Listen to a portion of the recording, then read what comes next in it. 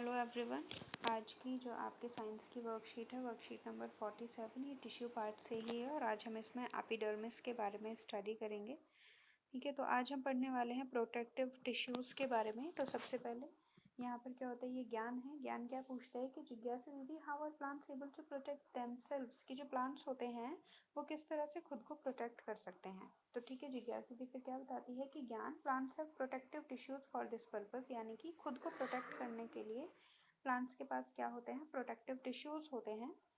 The entire surface of the plants is covered by this tissue, यानी कि जो पूरा सरफेस है प्लांट्स का, यानी कि पूरा ऐसा जैसे हमारी पूरी बॉडी पर हर जगह स्किन होती है, ऐसे ही प्लांट्स के ऊपर क्या होते हैं, टिश्यूज होते हैं। Their main task is to protect the parts of the plant, यानी कि उनका मेन काम क्या होता है, प्लांट्स के पार्ट को प्रोटेक्ट करना।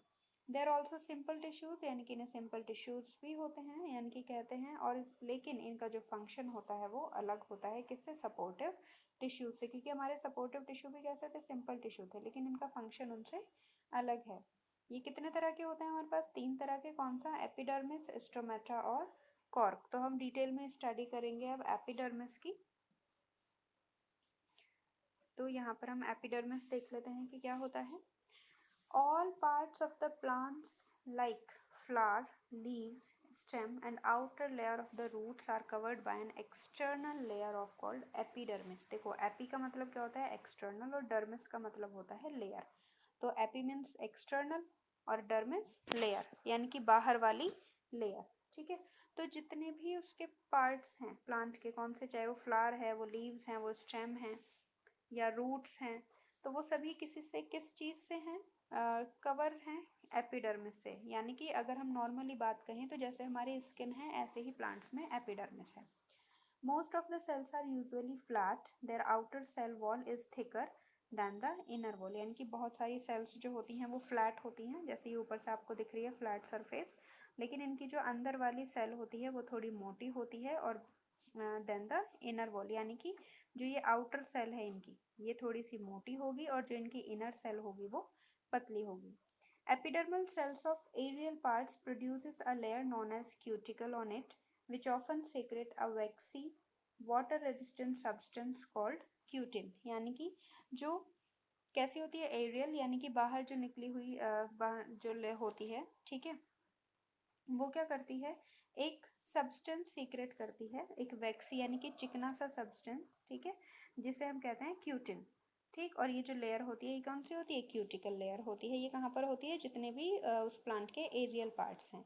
और it is more prominent in the aerial parts of the desert plant, यानी कि ये बहुत ज़्यादा प्रोमिनेंट किस में होती है, डेजर्ट प्लांट में। क्यों, वो बाहर से देखने में क्यों चिकने होते हैं, क्योंकि अगर वो चिकने नहीं होंगे तो फिर क्या होगा, इससे वाटर लॉस उसमें होता रहेगा। तो वाटर लॉस बचाने के लिए ये क्या करती हैं, डेजर्ट्स प्लांट्स के ऊपर एक वैक्सी सब्सटेंस को सीक्रेट कर देती हैं, जिसे क्यूटिन कहते हैं, जिससे वो चिकने हो जाते हैं, उनके पोर्स बंद हो जाते हैं और वाटर का लॉस नहीं हो पाता।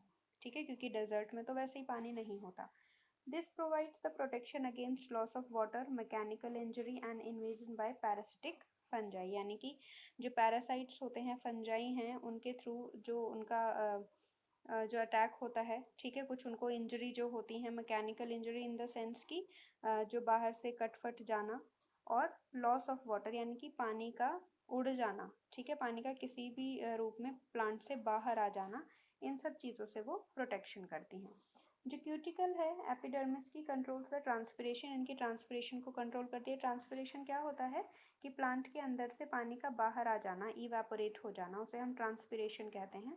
तो ये जो क्यूटिकल होती है ये क्या करती है, क्यूटिन सब्सटेंस है उसको सीक्रेट करेगी, इससे एक वैक्सी टेक्सचर आ जाएगा प्लांट के ऊपर, जिसकी वजह से ट्रांसपिरेशन कंट्रोल हो जाएगा। ठीक, उसके बाद आता है जो आपकी एपिडर्मल सेल्स हैं रूट्स की, वो क्या करती हैं, वाटर एब्जॉर्ब करती हैं with the help of hair like extension, यानी कि हेयर लाइक, इस तरह से हेयर लाइक एक्सटेंशंस होते हैं उनके अंदर, जिसकी वजह से वो क्या करती हैं, वाटर को एब्जॉर्ब कर लेती हैं, जिन्हें हम क्या कहते हैं, रूट हेयर्स कहते हैं।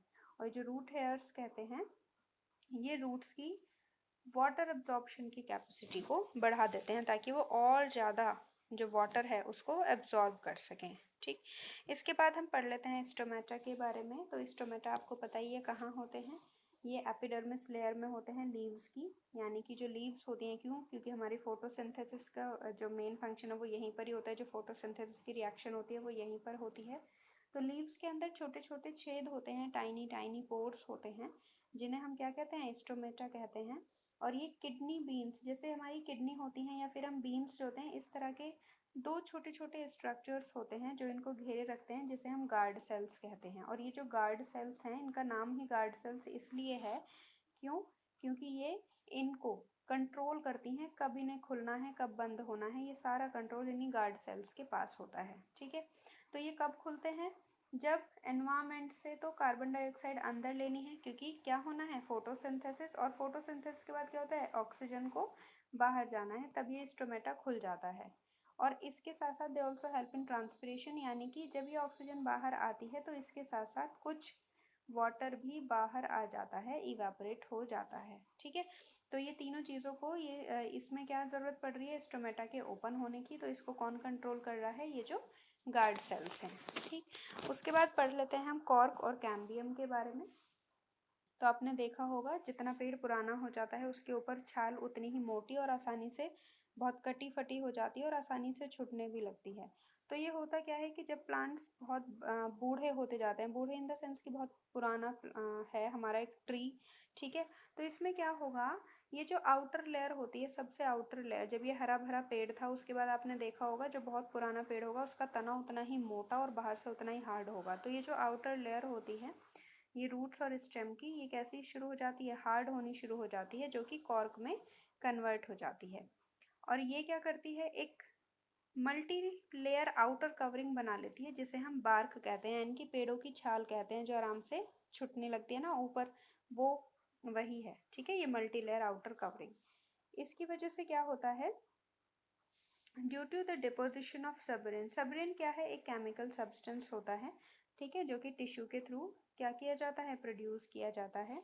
तो सेल्स के बीच में ना सबरिन आ जाता है, और सबरिन आने की वजह से फिर क्या होता है? जो सेल वॉल्स के बीच में जो हमारा वो सेल वॉल क्या होती है? हमारी मोटी होनी शुरू हो जाती है, और उसके बीच में कोई भी स्पेस, जो पहले इंट्रा सेल्यूलर स्पेस होती थी, वो स्पेस क्या होती है? धीरे धीरे सबरिन की वजह से खत्म होनी शुरू हो जाती है। ठीक है, और जब खत्म होनी शुरू हो जाएगी तो इससे क्या होगा? जो हमारा मटेरियल अंदर बाहर जा रहा था सेमी परमिएबल मेम्ब्रेन्स के थ्रू, वो आना जाना इनके थ्रू बंद हो जाएगा। तो यहाँ से कैसी हो जाएगी? ये डेड हो जाएगी, और डेड होने के बाद ये हार्ड हो जाएगी। ठीक है, तो जो सबरिन क्या करता है? वो बार्क कॉर्क को कैसा बनाता है? इम्परवियस बना देता है। इम्परवियस मीन्स जो पहले इम्परवियस का मतलब होता है जो कुछ भी चीज़ अंदर बाहर ना जा सके। ठीक है, तो गैसेस और वाटर के लिए कैसा कर देता है? अभेद बना देता है, यानी कि वो इससे अंदर या बाहर नहीं जा सकते।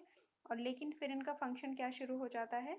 जो प्लांट है उसको बाहरी चोटों से बचाना, ठीक है, उसको अंदर कुछ इंजरी ना हो, तो उन चीज़ों से बचाने का काम फिर कौन करती हैं? बार्क करती हैं। जितना पुराना प्लांट होगा उसकी जो बार्क होगी, उसकी छाल होगी, वो उतनी ही मोटी होगी। अब इससे रिलेटेड आपके कुछ क्वेश्चंस हैं, वो देख लेते हैं। सबसे पहला है, what are protective tissues, why are where are they located in a plant, यानी कि प्रोटेक्टिव टिश्यूज़ क्या होते हैं और ये कहाँ कहाँ पर लोकेटेड होते हैं। तो हमने अभी भी पढ़ा है, हमारे 3 प्रोटेक्टिव टिश्यूज़ हैं, एपिडर्मिस, स्टोमेटा और कॉर्क। तो एपिडर्मिस कहाँ है? सारे पार्ट में, ठीक है, सब जगह प्लांट्स में। स्टोमेटा कहाँ है? लीव्स में। और कॉर्क कहाँ पर होगी? जहाँ पर जो आपकी सेल्स है, यानी कि उसका जो तना होगा, जहाँ पर सेल्स डेड हो गई हैं या फिर बहुत पुरानी हो गई हैं। ठीक, उसके बाद आपका नेक्स्ट क्वेश्चन आता है, right the functions of epidermis. Epidermis के आपको फंक्शंस लिखने हैं, तो यहाँ से आप देख लेंगे एपिडर्मिस के फंक्शंस क्या क्या होते हैं।